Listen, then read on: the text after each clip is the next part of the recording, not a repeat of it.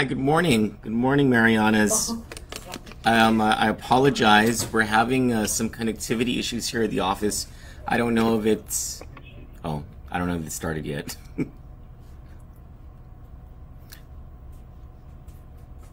Let's try this again. Good morning, Marianas. We're having some connectivity issues here at the office, so I'm just going to bring you the news from my desk. I don't know if it's if this has to do with power outages that have been happening, but we're on the line with our provider to check it out. But in the interest of getting you our stories for this morning, I apologize. This is my gym shirt. Behind me is my fake work shirt. Whenever you see us, in the morning show on the set, and I'm wearing a nice shirt, it's fake. Like, I just put a shirt. I'm wearing shorts underneath, and like, hi. Hi. Good morning, everyone. And Zoris. I'm normally wearing Zoris. Let's just keep this real, right?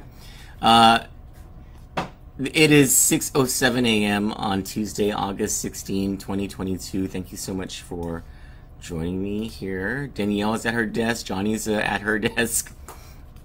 Eric and Isaac are trying to figure out the whole internet thing. And here are your top stories. The trial to determine whether Nicholas Moore is guilty of terrorizing and shooting Brian Mendiola in the leg the night of October 15, 2020 in Agana Heights got underway yesterday in the Superior Court of Guam. Central to the defense's argument is that Moore's original co-defendant, Eric Salone, is the person eyewitnesses told police is the one who actually shot Mendiola that night, according to opening statements. But rather than going after him, defense attorney David Lujan told jurors that the government let him go, giving him a deferred plea deal to testify against Moore in exchange for his freedom.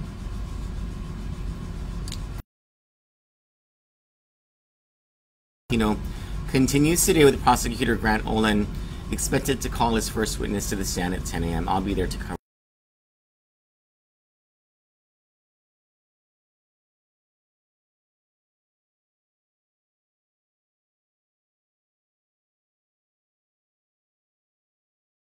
Oral opponents to a debate. Quote, the people of the Marianas deserve to hear all issues and our plans to address them, Ms. Sablan said. She continued, there's so much at stake, from revitalizing our economy to investing in our healthcare system, fixing our schools and infrastructure, and cleaning up our islands, helping small businesses, and tackling public corruption, end quote. Ms. Staffler said, Tina and I say to the Taurus and Palacios teams, we are ready and willing to go to any venue and debate in any format. The important thing is that we give voters an opportunity to hear directly from all the candidates in the same forum. Again, that was from Lieutenant Governor candidate Leila Fleming Staffler. Kandit is considering hosting a gubernatorial debate for the CNMI gubernatorial candidates. Load shedding on Guam continued last night. I lost my power. I was very upset about it. Me too. And Johnny lost her power too. And I'm Tautal Barragata, and she's Tautal Derdo.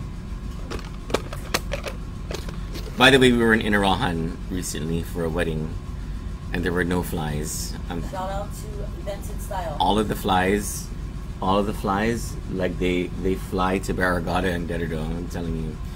Johnny said a shout out to Events in Style. Load shedding continued last night and is expected to resume tonight and possibly into tomorrow night. According to Guam Power Authority's most recent news release on the matter, GPA is making every effort to provide sufficient power supply to meet the island's demand. The PDA generator was anticipated to return online by Wednesday, August 17, that's tomorrow. Once these units are operational, power interruptions should be minimal as supply will meet demand. The load shedding schedule is posted on GPA's website and social media pages, including Instagram and Facebook. A load shedding schedule is provided to assist customers to plan in case an outage may occur, but does not mean a power interruption is imminent. Or, in my case, we were not on the schedule last night for load shedding, and the power still went off. So, even if you're not on the schedule, you might want to be aware, especially if your appliances between the hours of 6 p.m. and 11 p.m. And lastly, in lighter news, the owners of Pari's Place in Tumuning are bringing Bubba B to Guam, and the entrance is free. This Saturday night, August 20, the Hawaiian hit singer will be at Pari's Place, which is located across the street from TikTok and next door to the Asia Plaza building.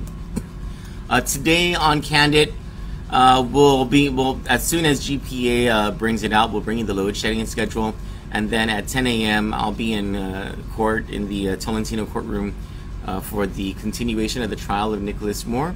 This is not the trial for the murder of Michael Castro. This is the separate trial for the August 15, 2020 shooting of Brian Mendiola in the leg. There are some interesting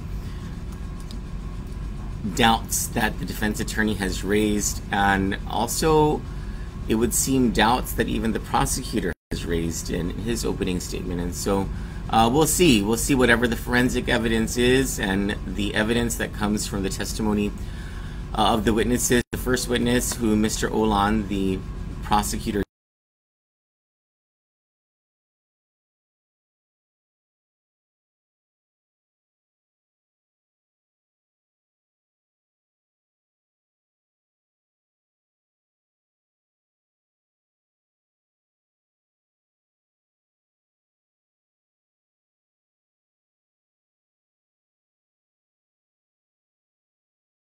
Filipino talk show, Kababayan Kasali Kayo, starring Sally Aquino, the newest member of our team, this Saturday at 6 a.m. Now I ask that you kindly join us in turning our attention to 93.3 FM The Point, The Ray Gibson Show, which is the only talk show of any consequence between the hours of 6 a.m. and 10 a.m. Here on Guam. You'll get the latest in the news, you'll get some talk on the politics, and it really is a balanced and in-depth look at the politics on this island and not some of the skewed stuff that we've been seeing lately. And at 4 p.m., from 4 p.m. to 6 p.m., every weekday or every Monday to Friday, except for holidays, there's the most educational show on this island, which is Tall Tales with Bob Klitsky and Jose Martinez. And so you can find them as we switch now to The Point Guam on Facebook Live and also on YouTube at The Ray Gibson Show. Thank you so much for joining me, and good morning, everyone. Good morning, Marianas.